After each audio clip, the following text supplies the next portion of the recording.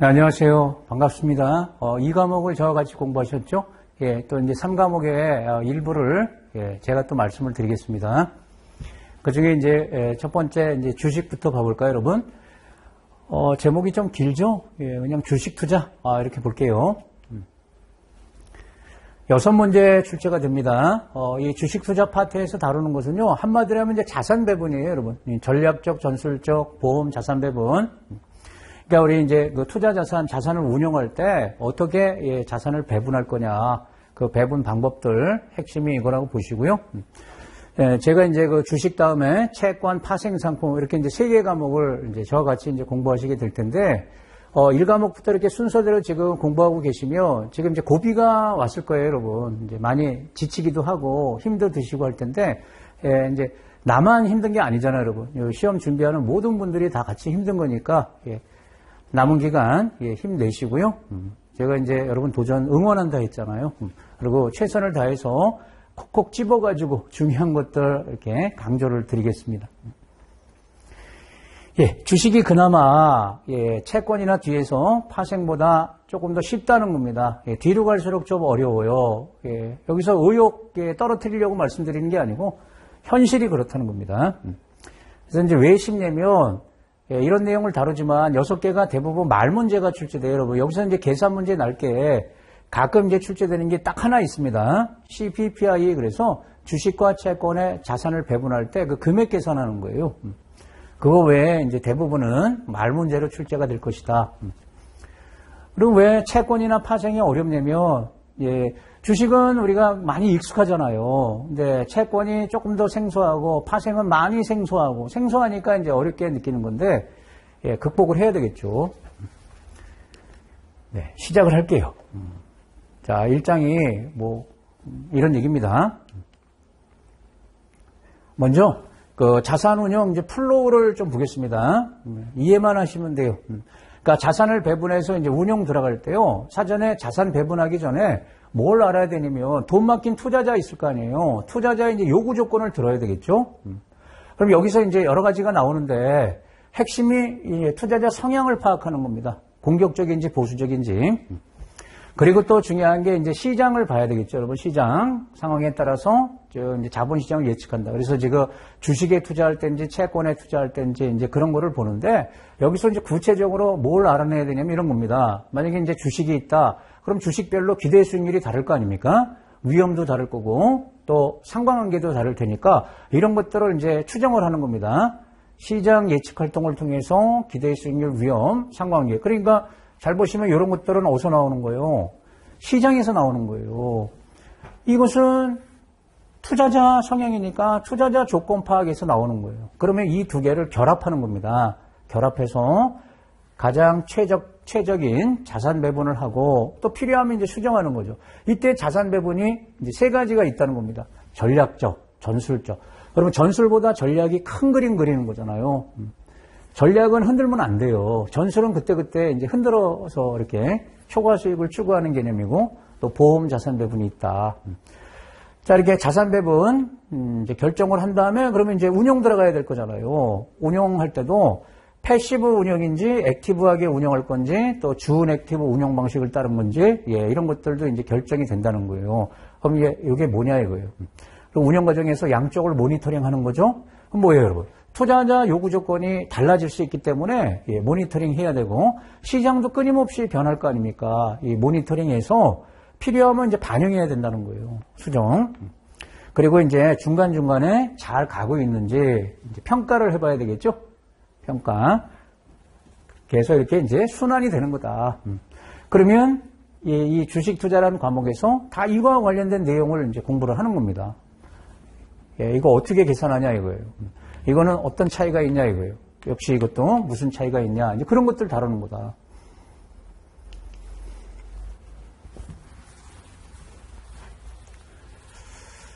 교재 제목을 이렇게 이제 그림으로 바꿔봤습니다. 아까 그리고 그 플로우를 봤잖아요. 그거하고도 관련이 있는데 이렇게 이제 4개를 쭉 나열했을 때 제일 먼저 이제 하는 게 뭐예요, 여러분? 제일 핵심은 뭐예요? 돈 맡긴 투자자 요구 조건을 파악해야죠. 거기서 투자 정책이라는 게 나오는 거거든요. 투자 상황 파악, 전략 수립. 요거 이제 투자자 요구 조건 듣는 거죠. 그리고 이제 또 이제 시장 전망하는 거죠. 시장 전망. 여기서 기대 수익률, 위험, 상관관계 이런 것들을 이제 미리 계산하는 겁니다. 그리고 여기가 핵심이죠. 투자 집행 및 모니터링 이렇게 되어 있지만 여기서 이제 최적의 자산 배분을 하게 되고 포트폴리오 운영하고 또 이제 중간에 모니터링도 하고 그리고 마지막에 이제 평가 및 피드백이 이루어지는 거다. 별 얘기 아닙니다.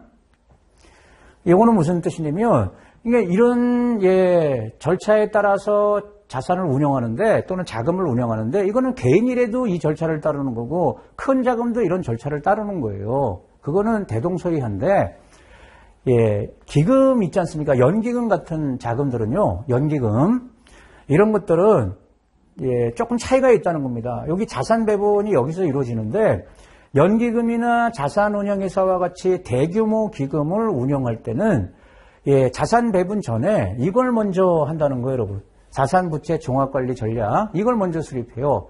자산부채 종합관리 전략이라고 이렇게 부르는데요.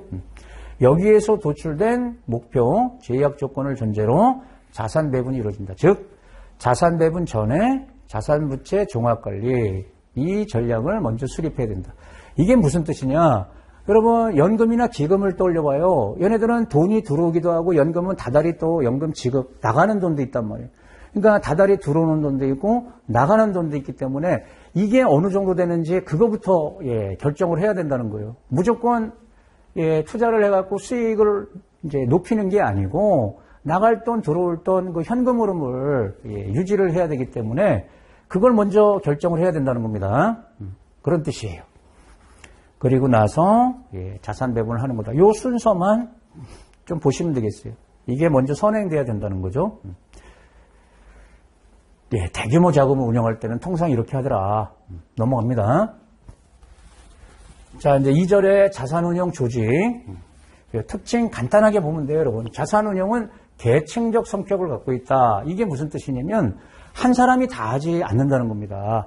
투자 자산을 펀드 매니저 한 명한테 전적으로 맡길 수가 없겠죠. 집단 운영한다는 겁니다. 그 팀제로 운영하잖아요, 여러분. 당연한 얘기고요. 한 명한테 맡길 수 없다. 팀제로 운영하고 있다. 그 다음에 전략 전술 수립하고요. 증권 선택 기능을 분리해서 하고 있다. 역시 이것도 말하자면 이제 정권을 갖고 하면 안 된다는 거죠. 이 전략 전술 수립은 이제 큰 그림 그리는 거잖아요. 그러면 요 그림 내에서 이제 종목을 선택하는 거. 요게 전담하는 게 다르다. 구분하는 추세다. 왜냐하면 이래야지 견제와 균형에 의해서 운영이 이제 가능해지겠죠. 견제와 균형의 원리. 그렇구나. 뭐 이렇게 보면 돼요. 이걸 통합하고 있다. 한 사람이 전적으로 한다. 그러면 말이 안 되겠죠. 자, 3절로 가서 주식 투자의 중요성. 이 제목이 주식이니까 이제 주식이 왜 중요하냐. 자산 운영할 때 뭐 그런 얘기를 할 거 아닙니까? 이것도 별 얘기 없습니다. 자, 주식은 채권 이런 거에 비해서 기대 수익률 높죠. 대신 위험도 크죠. 그런 뜻이고요. 자, 국내 펀드들을 보면 요거는 이제 우리 뒤에 나오는데요. 미리 좀 알아두자고요. 액티브하게 운영하는 것도 있고 패시브 펀드들도 있잖아요. 액티브 펀드는 시장 대비 초과 수익을 내는 거고 패시브는 시장만큼 수익을 이제 내는 거 아니겠어요? 근데 국내 펀드들은 뭐가 많다는 거예요? 액티브 펀드가 많아요. 왜냐하면 투자자가 이걸 원하는 거예요. 시장보다 높은 수익을 내길 바라겠죠? 왜? 펀드 투자할 때는 수수료도 투자자가 부담하는데 수수료까지 냈는데 시장보다는 수익이 높아야 되겠다. 그래서 액티브 펀드가 많습니다.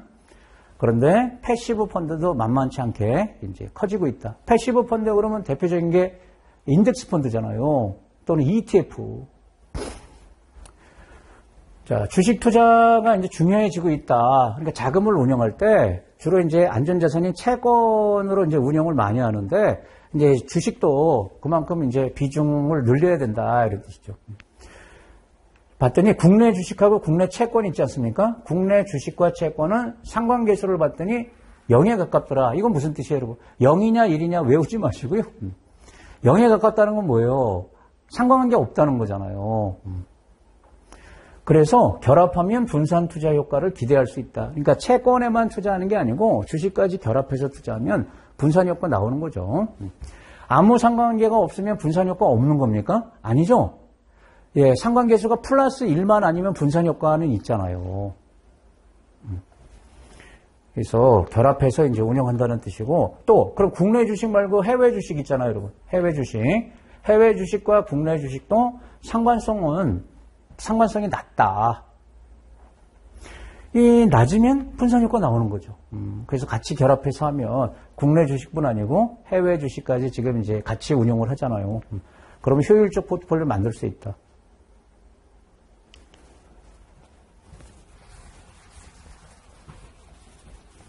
자, 효율적 시장 가설, 포트폴리오 관리 방식. 자, 이 제목은 예, 시험에 대비를 해야 되겠습니다. 앞에는 그냥 가볍게 넘어가고요. 예, 이제 여기서는 시험에 이제 출제가 될 것들이 있습니다. 일단 여러분 이제 시장이 효율적이냐 비효율적이냐 이거 다 아시죠? 그 효율적이라고 설명하는 가설이 있잖아요. 효율적 시장 가설. 시장이 효율적이면 그게 이제 어떻게 되는 거예요? 그러니까 가격에 영향 주는 정보가 가격에 즉각 반영된다는 거잖아요. 즉시 반영돼서 예측을 통해서 초과 수익 낼 수 있다 없다? 없다.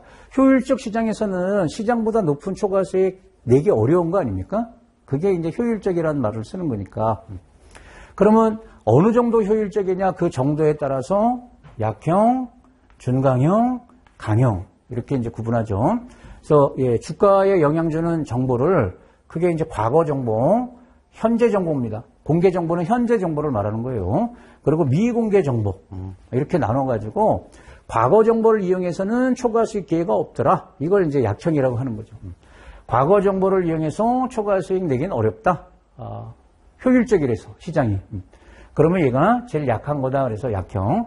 근데 기술적 분석이라는 건 여러분 차트 보는데 차트는 다 과거치잖아요. 그래서 약형 효율적 시장 가설을 믿거나 이게 성립한다고 보면 그럼 기술적 분석은 하면 안 돼요. 의미가 없다는 거예요.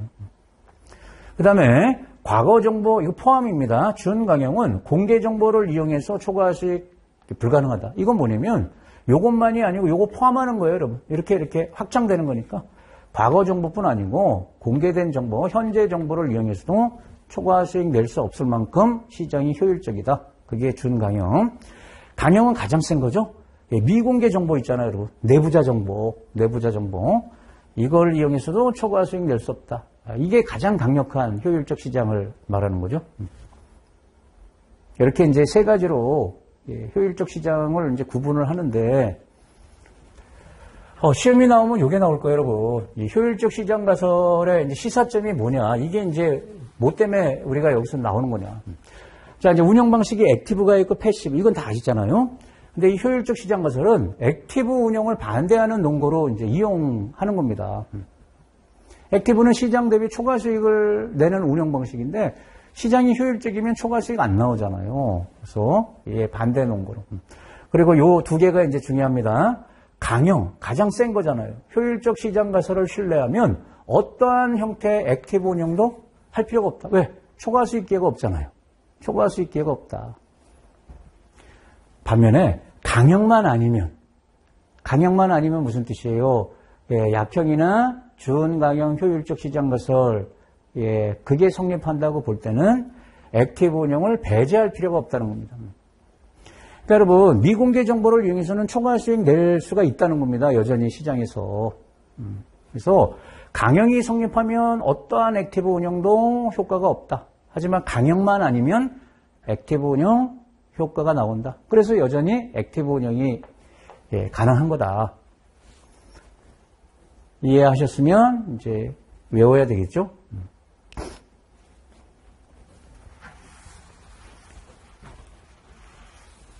자, 포트폴리오 운영할 때 패시브, 액티브 비교를 해보겠습니다.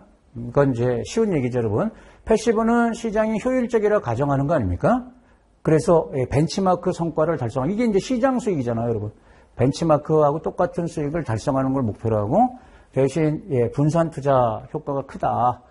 시장하고 똑같은 포트폴리오를 이제 만들어서 운영하니까 인덱스 펀드 떠올리면 되잖아요. 대표적으로 인덱스 펀드나 ETF. 반면에 액티브는 시장은 비효율적이라고 이제 보고 그러면 왜곡되니까 초과 수익 기회를 만들어낼 수 있죠. 고평가 저평가를 따져서 초과 수익을 달성하는 걸 이제 목표로 한다. 이때 그러면 뭘 통해서 초과 수익을 낼 거냐? 시장보다 높은 수익 이런 뜻이잖아요. 여기서 초과 수익은 시장 대비 높은 수익 말하는 거예요. 이렇게 세 가지 전략입니다. 마켓 타이밍, 시장 예측 활동을 통해서 지금 주식이 좋은지 채권이 좋은지, 또 주식 선택했다 그러면 어떤 섹터가 좋은지, 그럼 그 섹터에서 어떤 종목에 투자를 해서 초과 수익을 낼지, 이런 세 가지 전략을 이제 사용한다는 겁니다. 액티브 운영할 때는. 그리고 우리나라 펀드들은 액티브가 많다 했습니다. 그래서 여기서 여러분 뭐만 주의하시면 되냐면 바로 요겁니다. 요거 밑에 써놨죠. 마켓 타이밍, 테마 선택, 종목 선택, 이 세 가지 전략은 초과 수익을 얻기 위해서 사용하는 전략이니까 패시브 운영하고 관련이 있다 없다? 없다는 겁니다.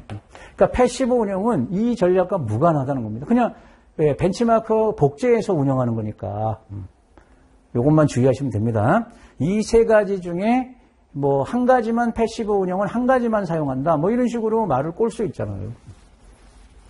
한 가지든 두 가지든 이 전략 사용하는 것은 액티브 운영이에요. 아셨죠?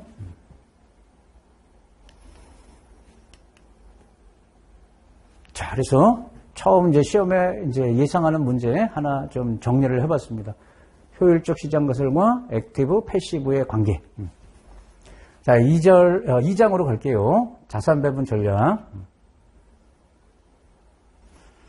예, 여기도 이제 가볍게 보면 됩니다. 우리 자산 배분한다. 에셋 얼로케이션, 자산 배분. 자산 배분은 이제 분산 투자와 같은 의미잖아요, 여러분. 분산 투자가 자산 배분하는 거 아니겠어요? 그러니까 자산별로 뭐가 달라요, 여러분? 기대 수익률도 다르고 위험도 다르잖아요. 특히 위험이 다른 여러 자산 집단을 대상으로 어떻게 배분해서 포트폴리오를 만들지, 그걸 이제 고민해야 되겠죠. 기대 수익률은 높이고 위험은 낮추고, 그걸 목표로 자산 배분하는 거니까. 그러면 이제 자산을 선택해서 포트폴리오를 만들 때 우리는 이제 자산이란 말보다 요 자산 집단이란 말을 쓸 겁니다. 에셋 클래스. 이것은 그냥 자산. 이거보다 조금 세부적인 개념이에요, 여러분. 좀 더 세분화된 개념, 자산 집단이란 말을 쓰겠다는 겁니다, 앞으로.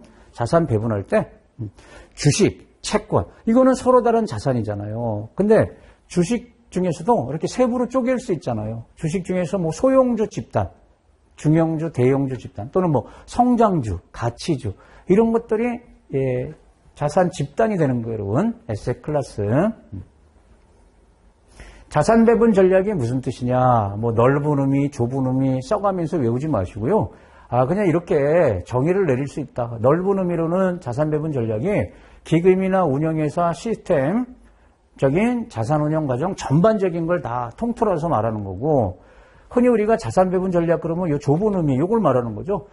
자산 구성비를 변경해서 높은 수익을 어떻게 얻을 수가 있냐? 어떻게 배분하는 게 높은 수익 내는데 도움이 되는 거냐. 구성 비율을 바꿔서. 예, 이렇게 볼 수도 있고 이렇게 볼 수도 있다. 넘어갑니다.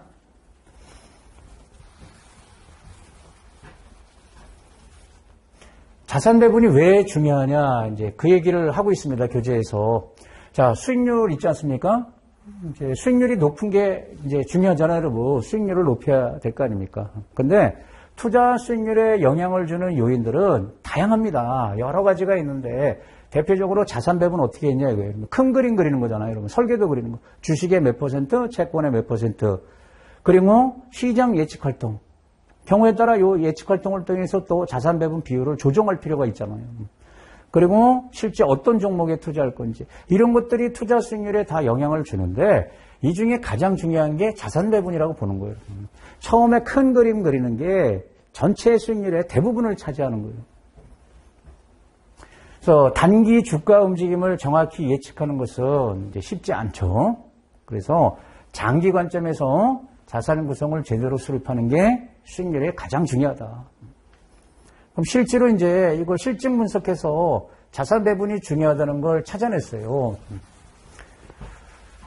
이것도 그냥 가볍게 보는 겁니다. 자산 배분의 중요성에 관한 연구. 이제 미국에서 요 세 사람이 미국에 이제 펀드들이 굉장히 많을 거 아닙니까? 그 중에서 대형 이제 펀드 82개, 82개, 그냥 80개 정도라고 이렇게 볼게요. 얘네들이 연금 이제 수익률 이제 그 요인들을 분석을 해본 거예요. 그랬더니 수익률의 90% 이상은 자산 배분에서 다 결정이 되더라는 거예요, 여러분. 전략적 자산 배분은 처음에 큰 자산 배분 해놓고 중간에 바꾸지 않는 걸 말해요. 여기서 다 결정되고, 그 다음에 증권 이제, 교체하는 거 있잖아요. 또는 시장 예측 활동을 통해서 구성비를 좀 조정하는 거, 배분 비율은. 이런 것들은 전체 10% 미만으로 영향을 주더라는 거예요. 그러니까 열심히 해봐야 전체 수익률의 기여도가 떨어진다는 겁니다. 처음에 배분 비율, 그게 중요하더라는 거예요. 이게 결론입니다. 이 증권 선택은 종목을 교체하는 걸 말하고, 이 시장 예측 활동은 자산 구성비를 조정하는 걸 말해요.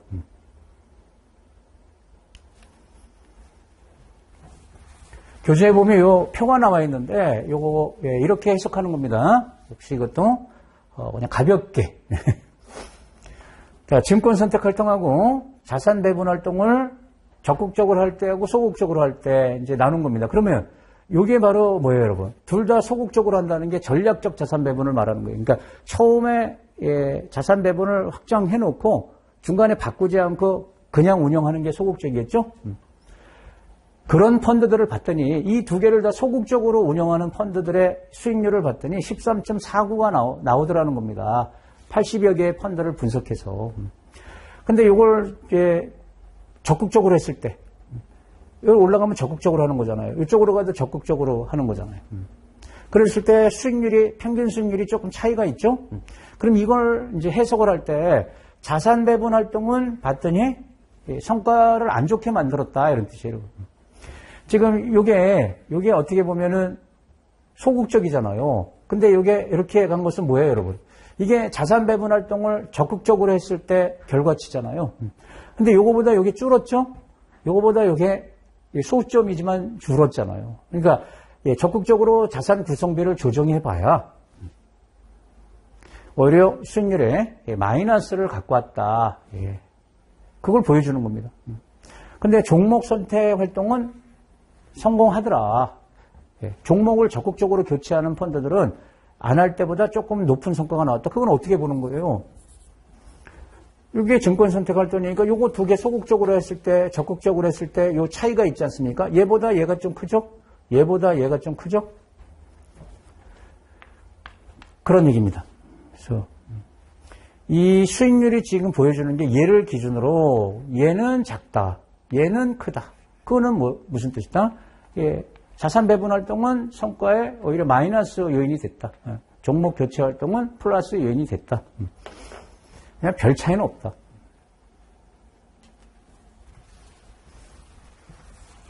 또 하나 표가 있는데, 이건 무슨 뜻이냐면, 둘 다 적극적으로 하는 펀드, 얘 수익률을 100%라고 가정했을 때, 둘 다 소극적으로 하는 게 91.5%. 이건 무슨 뜻이냐면 얘 차가 이렇게 되잖아요. 그럼 뭐예요, 여러분?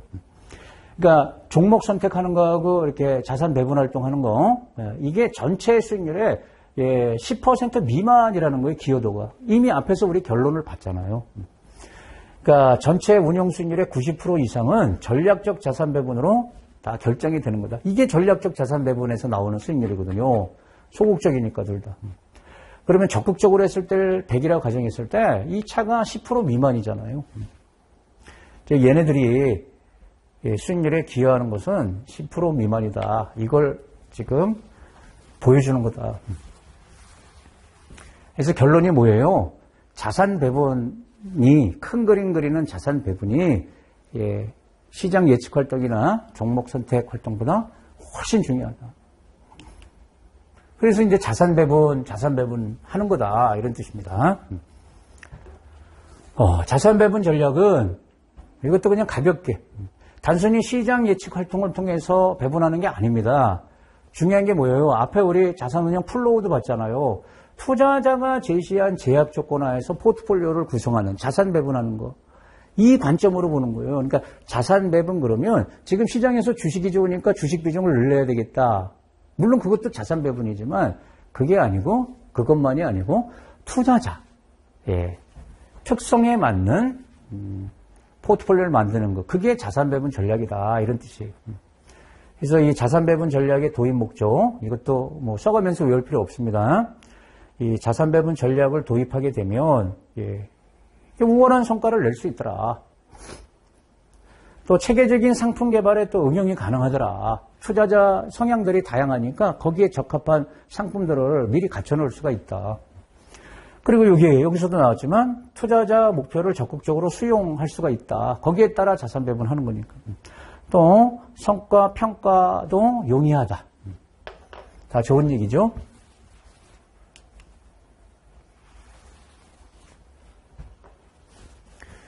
자, 3절은 뭐냐면 자산 배분 전략도 획일화된 게 아니고 이제 또 시대가 달라지잖아요. 이렇게 이제 변화를 해왔는데 여기에 이제 최근이란 말이 있죠, 여러분. 최근의 자산운용 전략들을 보면 기관이 사용하는 자산운용 전략은 그게 이제 세 가지 특징이 있는데 다시 나오죠. 뭐를 제일 먼저 결정을 해요? 자산 배분. 설계도 그리는 거 있죠. 자산 배분을 가장 먼저 결정하더라. 그래서 이제 순서가 이렇다는 겁니다. 주식의 몇 프로, 채권의 몇 퍼센트 이렇게 자산 배분을 먼저 결정을 하고 그 다음에 그 자산 내 스타일, 배분을 하고 그리고 증권 선택 이런 단계로 이제 운용을 하는 겁니다. 이 순서는 어렵지 않으시죠, 여러분? 큰 데서 아래로 내려가는 거잖아요. 그리고 벤치마크 수익률을 상회하는 운용을 지향하고 있다. 그게 뭐냐면 자금을 운용할 때는 항상 벤치마크가 있어야 돼요, 여러분. 그래야 얘가 특성이 나오는 거예요. 예를 들어 지금 어떤 펀드가 있단 말이에요. 근데 얘가 벤치마크로 코스피 지수를 쓴다 그러면 얘는 주식에 투자하는 자금이라는 뜻이 되겠죠. 채권 벤치마크를 쓰면 채권에 운용하는 거니까 그 벤치마크가 그 자산의 특징을 보여주는 거란 말이에요. 그 펀드 특성을 보여주는 거고 지금은 다 어떻게 무조건 높은 수익률 제시하는 게 아니고 어떻게 벤치마크만큼 수익을 내는데 플러스 알파 그거보다 조금 높은 수익 이걸 목표로 운영한다는 겁니다. 그래서 우리가 평가할 때 벤치마크보다 잘하면 양호하다고 보는 거잖아요. 그리고 여기까지 다 결정을 해서 운영한다는 겁니다. 스타일 투자. 그러니까 이게 이제 대표적인 그림인데요. 우리 주식이라는 자산이 있다고 쳐봐요. 주식도 세부적인 자산 집단이 있잖아요. 가치주도 있고 성장주도 있고 또 사이즈로 대형주, 중형주 이게 시가총액으로 얘기하는 거 아닙니까? 그러면 이쪽에 주로 투자하는 펀드도 있고 이쪽에 투자하는 펀드들이 있단 말이에요. 이게 다 스타일 아니겠어요? 대형 가치형 펀드. 우리 주식형 펀드 그러면 주식형 펀드도 다 스타일이 있잖아요. 이름들이 있지 않습니까? 대형 가치형 펀드냐, 뭐 중소형 성장형 펀드냐 이런 식으로 스타일이 다 있죠. 이렇게 정해놓고 운영한다는 겁니다. 이게 최근 방식이라는 겁니다. 여기서 이렇게 스타일 투자를 하게 되면 이게 좋은 점이 있다는 겁니다. 투자자 입장에서 펀드 매니저 전문 분야를 알 수 있죠, 여러분. 이쪽에 운영하는 펀드는 이 운영자가 이렇게 성장주의 이제 전문가다. 이쪽은 가치 투자의 전문가다. 이렇게 될 거 아닙니까? 전문 분야를 알 수 있어서 투자자가 판단하기가 쉽고 또 성과에 대해서 사후 평가 기준을 명확히 할 수 있다. 평가를. 얘하고 얘를 단순 비교할 수는 없다. 이 유형끼리 이렇게 비교하는 게 더 명확하겠죠? 그런 뜻이 되는 거고. 또 자산 집단 내 분산 투자를 효과적으로 할 수 있다. 즉 전체적으로 보면 주식이지만 얘 움직임하고 얘 움직임은 다른 거니까 주식 중에서도 얘 비중 여기에 따라 또 분산 효과가 나와요. 투자자 통제권이 향상된다는 겁니다. 결국은 투자자가 선택하는 거니까 나는 여기에 투자할 거야. 이렇게 운영하는 펀드에 투자할 거야. 그러니까 투자자 통제권이 늘어나기 때문에 역시 선택의 폭이 많다. 이런 의미가 되겠죠.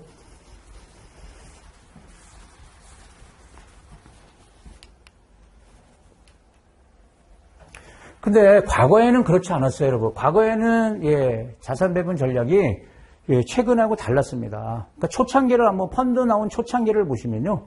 처음에는 펀드가 뭔지 사람들이 모르니까 일단 자금을 모아야 될 거 아닙니까?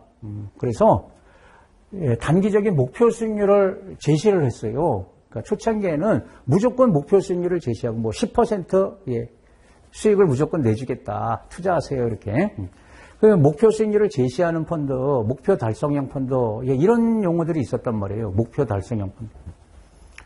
그러면 어떻게 돼요, 여러분? 목표 수익률을 사전에 약속하고 돈을 모았으니까 이걸 무조건 달성해야 될 거 아니에요. 시장이 좋든 안 좋든. 그러다 보니까 계속 자산 배분을 동적으로 한 거예요. 종목도 교체하고. 왜? 목표 수익률을 만들어내야 되니까. 스트레스 많이 받았겠죠, 운영자 입장에선. 예, 그래서 과거에는 동적 자산 배분 전략을 사용할 수밖에 없었다. 왜냐하면 목표 수익률 달성을 위해서 계속 교체를 해야 되니까. 그리고 돈 맡긴 투자자는 운영에 간섭 못하지 않습니까? 그래서 운영자에게 권한을 위임할 수밖에 없기 때문에 운영 과정의 투명성, 효율성 확보가 어려워진다. 이렇게 자꾸 동적으로 하면 운영자가. 그래서 성과가 좋으면 상관없는데 성과가 저조할 때는 이제 분쟁도 많이 생기는 게 과거 방식이고 최근에는 좀 달라졌다.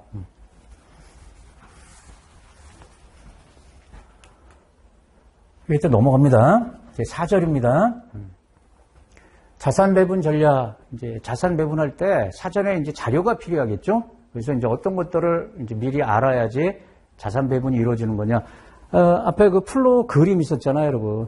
자산 배분하려고 그러면 양쪽에서 뭐가 나와야 되잖아요, 여러분. 투자자 조건하고 시장 조건하고. 투자자 조건. 그리고 이건 시장에서 나오는 거죠. 투자자 조건에서 나오는 거고 시장 조건에서 나오는 거. 그리고 이걸 결합해서 이제 자산 배분 하게 되는데 그걸 이제 문서화해 놓을 필요가 있죠, 여러분. 지침서 또는 계획서라고 이렇게 불러요. 나중에 분쟁이 생겼을 때 이거 들여다보고 얘기해야 된단 말이에요, 여러분. 그래서 여기까지가 반드시 이제 필요한 거예요, 여러분. 아, 그렇구나. 넘어가고요. 자, 시험용으로는 이게 중요합니다, 여러분. 자산 집단 이제 선택할 때 별표 칠게요, 여러분. 별표. 자산 집단. 그러니까 세부적인 거죠, 여러분. 자산 집단 가지고 이제 배분을 하는데 자산 집단은 이렇게 5가지 성격을 가져야 된다는 겁니다. 이거 외워야 됩니다. 5가지 특성이랄까 또는 이제 기본적인 성격을 가져야 된다. 동질성, 배타성, 분산 가능성, 포괄성, 충분성. 동질성이라는 게 뭐냐면 하나의 자산 집단이 있다 그러면 그 자산 집단 내 자산들은 동일한 특성을 가져야 된다는 거예요. 그러니까 주식과 채권을 섞어서 자산 집단이라고 표현하지 않는다는 거예요. 주식이면 주식, 채권이면 채권 이렇게 동질성을 가져야 된다. 하나의 자산 집단은. 그리고 배타성이라는 건 뭐냐면 자산 집단 간에 이제 성격이에요, 여러분. 겹치는 부분이 없어야 한다. 교집합이 없어야 된다. 주식과 채권은 서로 다른 거다 이거예요.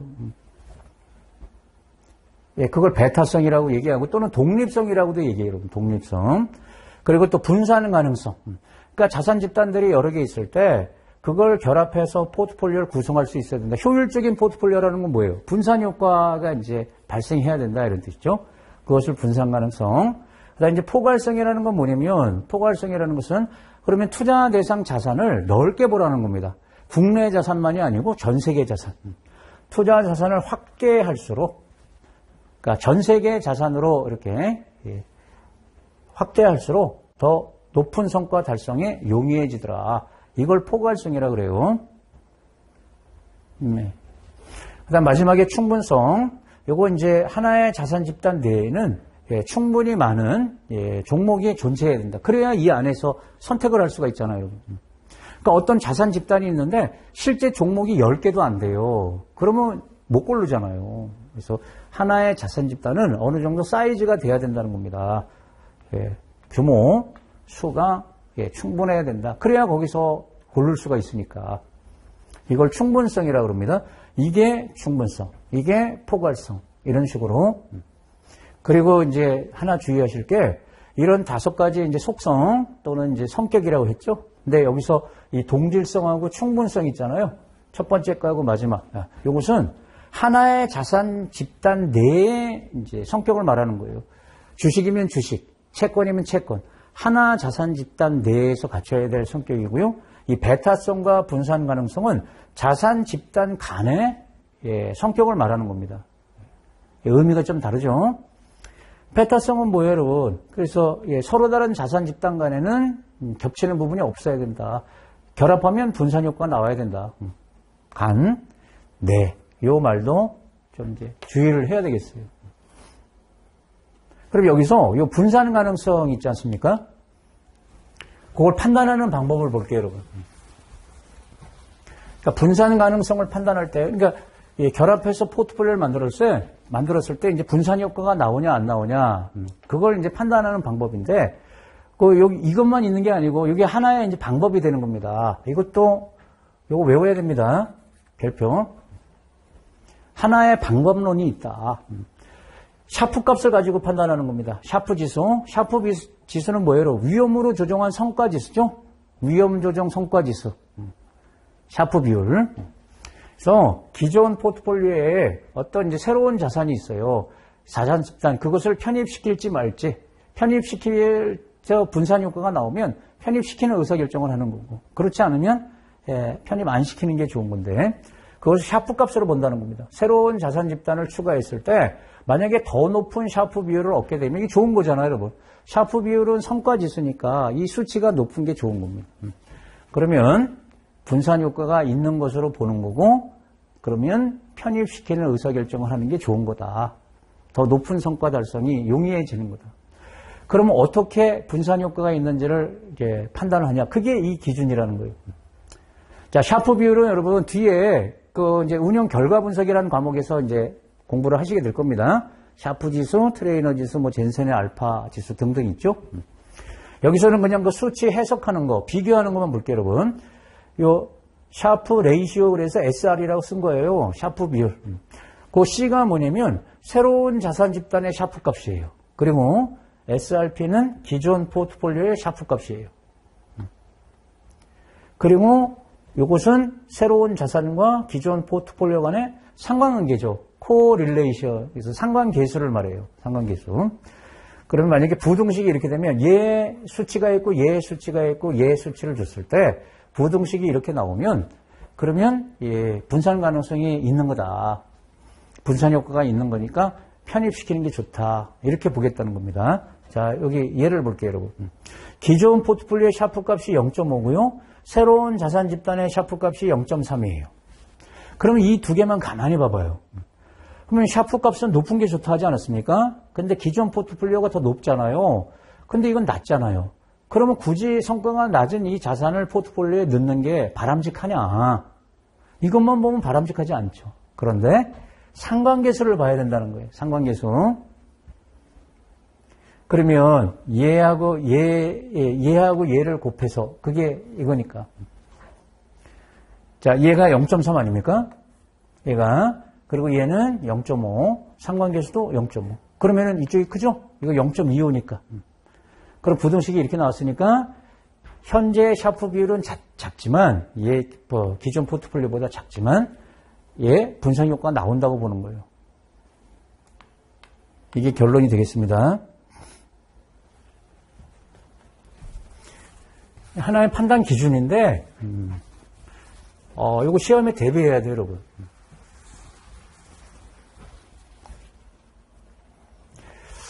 조금 이렇게 보는 거죠. 이걸 이쪽으로 넘기면 어떻게 돼요?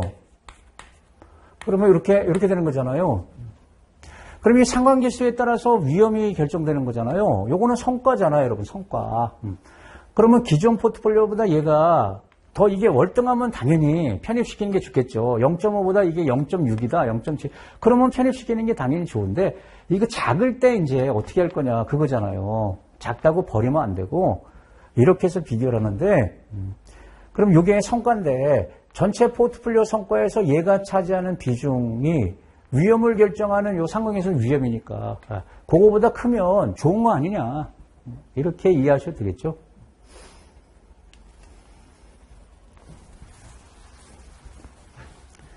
자, 자산 집단의 5가지 성격 봤고요. 그 다음에 이제 자산 집단의 기대 수익률 어떻게 추정하는지 이것도 별표 치겠습니다.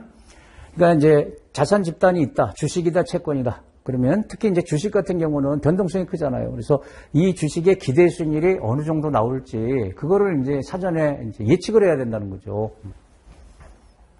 그래서 여기 자산 집단의 기대 수익률 위험 상관관계 추정하는 것은 특히 기대 수익률은 투자 자산의 기대 수익률 이제 측정하는 게 어려워요. 요거 추정하는 게.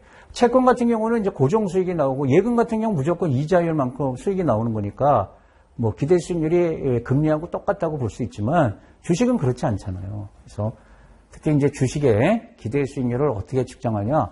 다양한 방법으로 이제 측정할 수가 있다는 겁니다. 대표적으로 4가지가 나옵니다. 그러면 추세 분석법이 뭐고 시나리오 분석법이 뭔지 알아야 되겠죠? 이게 기대 수익률을 추정하는 거예요. 자, 추세 분석법이라는 것은 과거 장기간 수익률을 분석해서 그걸 통해서 미래 수익률을 추정하는 거다. 예를 들면 과거 우리나라 주식시장 10년 동안 봤더니 매년 1%씩 주가 상승률이 나왔다. 추세적으로. 그러면 올 목표치도 작년 플러스 1%. 뭐 이렇게 가져가는 거예요. 추세적으로. 그런데 이거는 뭐예요? 자료가 많아야 되겠죠. 장기간 자료가 필요해야, 장기간 자료를 분석해야 추세가 나오니까 자료 축적 기간이 짧은 경우에는 이제 사용하기 어렵다는 겁니다. 이런 단점이 있는 게 뭐냐? 추세 분석법. 시나리오를 만들어서 기대 수익률을 계산하는 거예요. 그게 시나리오 분석법. 여러 가지 경제 변수의 상관성을 고려해서 시뮬레이션 한다. 이 시나리오 만드는 거 아닙니까? 그래서 수익률을, 기대 수익률을 이제 추정하는 겁니다. 예를 들어 경기가 지금보다 호황이 된다고 봤을 때, 불황이 올 때, 현재 상태를 유지할 때 이렇게 시나리오를 만들어요. 근데 이 시나리오를 만들고 그 확률을 주관적으로 결정하는 거예요. 분석자 주관으로. 여러분 지금 1년 후에 지금보다 경기가 호황이 될 확률이 몇 %예요? 이게 불확실하잖아요. 그러니까 어떻게 해요? 주관적으로 결정할 수밖에 없어요. 50%로 본다. 30%로 본다. 다분히 주관적이기 때문에 그래서 이제 모의 실험할 때 주로 사용하지 실질적으로는 이제 많이 쓰지 않는다는 겁니다. 자, 세 번째 방법이 있습니다. 근본적 분석 방법. 교재에 근본적 분석 방법 이렇게 되어 있는데 이게 영어로 하면 펀더멘탈 어널리시스예요. 펀더멘탈 분석이 뭐예요? 기본적 분석이죠. 그래서 이 기본적 분석과 같은 말입니다. 근본적 분석 방법이. 과거 자료를 바탕으로 하되 너무 빠른가요? 미래 발생 상황에 대한 기대치를 추가한다. 자, 이게 키워드예요, 여러분. 이렇게 해서 수익률을 예측하는 거다. 자, 위험이 없는 무위험 수익률에다가 이제 자산에 따라 이제 위험이 있죠. 그래서 자산의 리스크 프리미엄을 합산한다는 겁니다. 기대치를 추가해서. 그래서 이게 블록 쌓기하는 개념이에요. 빌딩 블록 방식. 그러면 근본적 분석 방법. 이런 것들이 이제 대표적이라는 거죠. CAPM, APT 이건 차익거래 가격 결정 모형이고요. 요거는 자본자산 가격 결정 모형. 자, 여기서 여러분 기대 수익률 구하는 시 기억나시죠? 기대 수익률은 무위험 수익률, 시장 전체 기대 수익률과 무위험 수익률의 차에다가 이 자산의 베타값. 이게 바로 뭐예요, 여러분? 지금 무위험 수익률에다가 이게 위험 프리미엄 아니겠어요? 리스크 프리미엄을 합산한 개념이 CAPM 모형이란 말이에요. 그러니까 이게 근본적 분석 방법으로 기대 수익률을 추정하는 거다 이런 뜻이에요. 또 네 번째, 시장 공동 또는 공통 예측치 사용법이라는 게 있다. 이거는 뭐냐면 시장 참여자들이 시장에 만들어 놓은 걸 그대로 수용하겠다. 그러면 시장 가격을 우리가 가장 공정한 가격으로 보잖아요. 시장 가격도 많이 왜곡이 되지만 그래도 수많은 투자자들이 그 가격을 만든 거기 때문에 그게 의미 있는 가격 아닙니까? 시장 가격이. 공통적으로 가지고 있는 미래 수익률에 대한 이제 추정치를 이용해서 찾는 거다. 예를 들어 채권은 수익률 곡선을 보면 채권의 수익률이 나오겠죠? 1년짜리, 2년짜리 이제 수익률 곡선 표시가 되니까. 주식 같은 경우는 뭐 배당 할인 모형, 현금 흐름 할인 방법. 예를 들면 요거 이제 그 항상 성장 모형에서 주가 계산할 때 요 식 있었잖아요. 요 세 개를 가지고 기억나시죠? 적정 주가 산출하는 이 배당 평가 모형 아닙니까? 그럼 여기서 거꾸로 이렇게 계산하는 겁니다. 지금 이 주가가 지금 10,000원 하고 있다. 시장 가격이 10,000원이면 여기 내재되어 있는 수익률, 요 K가 요구 수익률, 이게 일종의 기대 수익률이니까 이걸 거꾸로 찾아낼 수 있다는 거죠. 시장 가격을 보고 여기 내재되어 있는 요걸 찾아낼 수 있다. 이것도 우리 했잖아요, 여러분. 요 항상 성장 모형에서 투자자 요구 수익률은 두 부분이 있잖아요. 차기 배당을 현재 주가로 나눈 배당 수익률, 그리고 성장률. 이 두 개, 이렇게 나오는 거 아닙니까?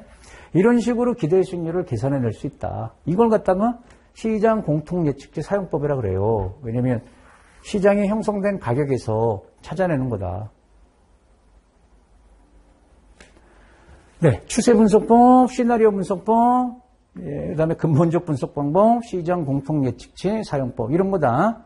자산의 기대 수익률을 추정하는 방법이에요. 이것만 있는 게 아니고 그 밖에 경기순환 접근법, 뭐 시장 타이밍법, 뭐 전문가 주관적 방법, 이런 것들도 사용이 된다. 기타 등등이 있습니다. 네 가지가 이제 핵심이고요.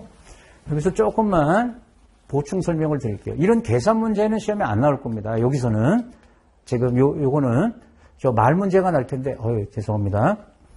앞서 그 시나리오 분석법이 있었잖아요, 여러분. 시나리오를 만들어서 기대 수익률을 이제 추정하는 건데, 이제 소개를 드려볼게요, 여러분. 이렇게 하는 거예요. 이거 뒤에 이제 그 마지막에 가시면 이제 분산 투자라는 과목이 있지 않습니까?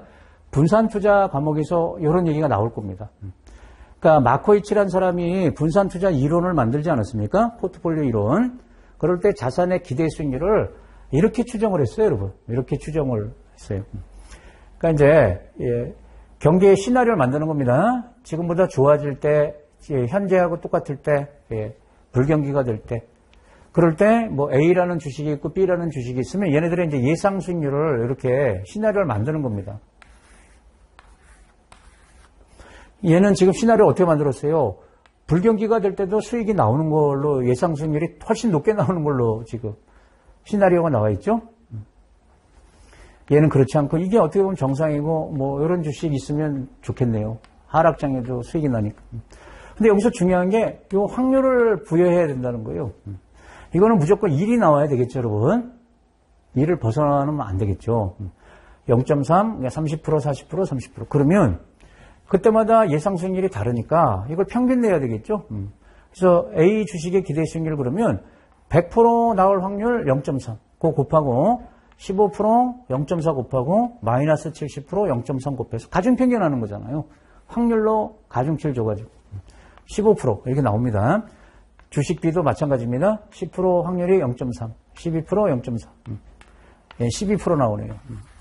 이게 시나리오 분석법으로 기대 수익률을 계산하는 거예요.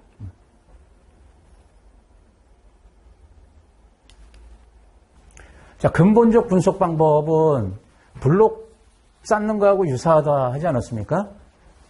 무위험 수익률에다가 자산의 위험, 리스크 프리미엄을 합산한다 했잖아요. 그 사례입니다. 여기 지금 보니까 실질금리하고 물가상승률을 줬고요. 그러면 요거 두 개 합하면 이게 뭐예요, 여러분? 눈에 보이는 명목금리잖아요. 명목금리. 이게 무위험 수익률이죠, 여러분. 우리가 무위험 수익률이 몇 %냐 그러면 실질 무위험 금리를 얘기하는 게 아니고 물가상승률 합한 거. 이 두 개 합이 명목금리고 요게 무위험 수익률이 되는 겁니다. 그리고 채권은 이제 회사채 같은 경우는 위험이 있잖아요. 국채는 위험이 없지만 위험 프리미엄 1%, 주식은 4% 이렇게 결정을 했다 그러면 이 근본적 분석 방법으로 주식의 기대 수익률은 몇 프로가 되는 거냐. 이게 무위험 수익률입니다. 여기다가 얘 리스크 프리미엄 4% 이걸 얹어서 이렇게 보겠다는 거고 채권의 기대 수익률은 무위험 수익률이 똑같고 여기다가 1%를 얹어야죠, 여러분. 이 두 개를 더하면 안 되잖아요, 여러분. 요건 채권일 때, 요건 주식일 때 쓰는 거니까. 이렇게 계산했다면 이게 무슨 방법이냐? 근본적 분석 방법.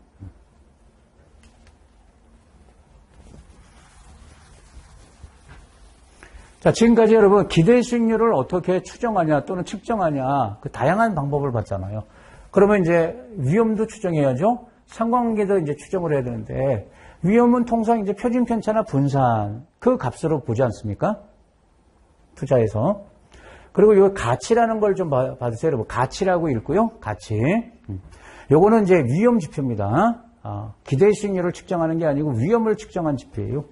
그리고 상관관계는 공분산. 그걸 표준화한 상관계수 로. 이런 것들이 이제 상관관계를 의미하는 지표죠. 그래서 이 가치가 이제 플레임이 이거예요, 여러분. 되게 복잡하죠. 그래서 외우지 마시고 변동성을 추정하기 위해서 사용하는 게 가치예요. 위험 지표라는 거예요.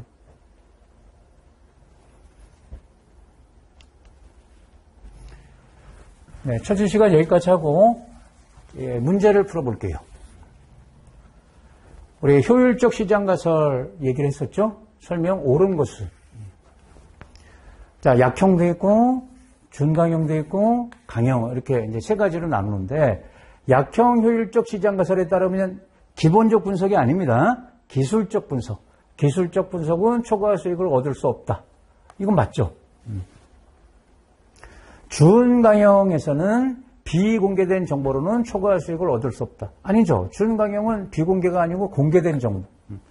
과거 정보뿐 아니고 공개 정보까지도 초과 수익 기회가 없다는 거잖아요. 이 말이 틀렸고, 강형 효율적 시장 가설에 따르면 어떠한 패시브 운용도 시도할 필요가 없다. 액티브 운용을 시도할 필요가 없다고 보는 거죠. 패시브를 해야죠. 오히려 강형이 성립하면 패시브 운용을 해야지. 액티브 운용을 시도할 필요가 없다. 이게 시사점 아니겠어요? 틀렸고, 효율적 시장 가설은 패시브 운용을 이것도 액티브 운용을 반대하는 논거로 이용되는 거잖아요. 이렇게 이제 말을 꼰 거죠. 답은 1번.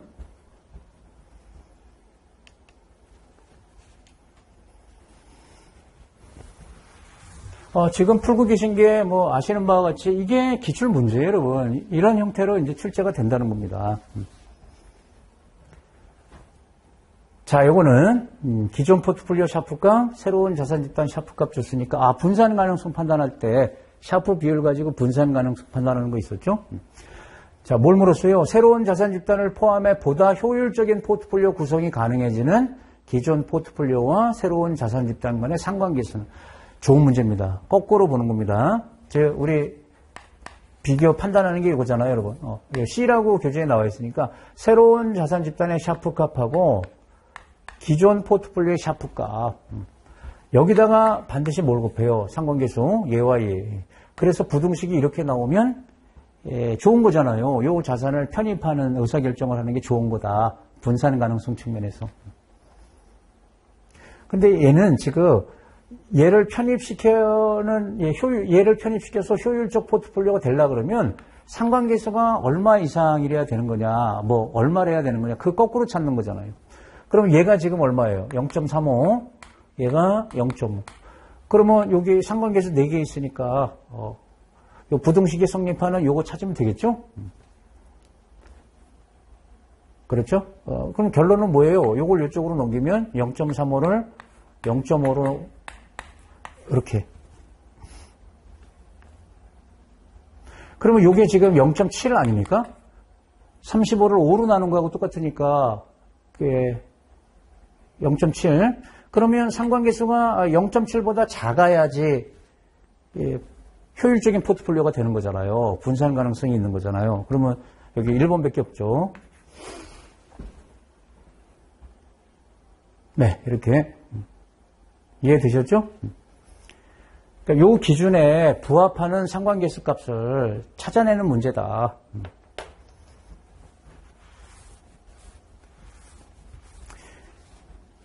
네, 직접 나중에 복습할 때 한번 해보시고요.